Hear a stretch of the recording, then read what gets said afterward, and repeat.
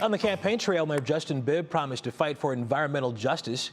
Now, a few months into his first term, he says his plans are well underway, building on what he calls a strong foundation set by the previous administration. He recently sat down with our Jason Mikell to discuss why the issue is close to his heart. Cleveland, for decades, has been at the vanguard for major national and global conversations about climate change. And I believe as a city, we have a special moral obligation to lead the fight. Mayor Justin Bibb says the issue of climate justice is a personal one. I grew up in a poor, black neighborhood in the southeast side. We didn't have a lot of trees. We had some good parks to go to, but they weren't well programmed, and in some cases they weren't really safe. And I believe when you look at this conversation globally about climate change, we must do a better job of talking about the disparate impact that climate issues have on black and brown communities. That's why the work we do at City Hall is so important. With the first few months in office behind him, Mayor Bibb has made a number of moves to address promises made while on the campaign trail. A priority area of focus? Lead.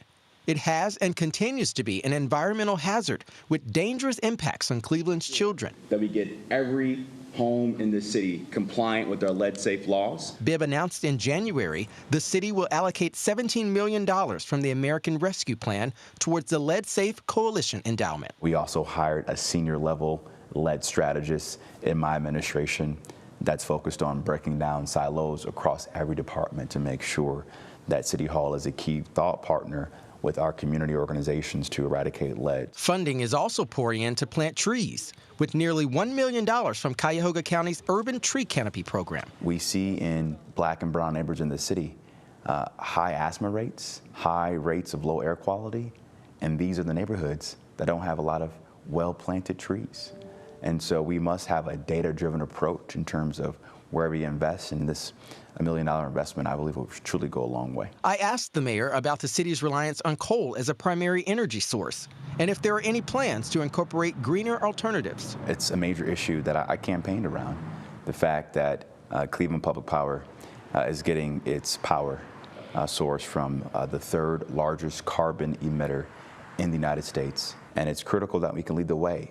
You know, reducing our reliance on fossil fuels and going to solar and wind and hydro, I think, is a key part of our city's economic future. It's a commitment Bibb tells 3 News he plans to keep. Some of your campaign initiatives included items such as the consent decree, police reform, crime. Where does climate change fit into that? It's not a siloed thing.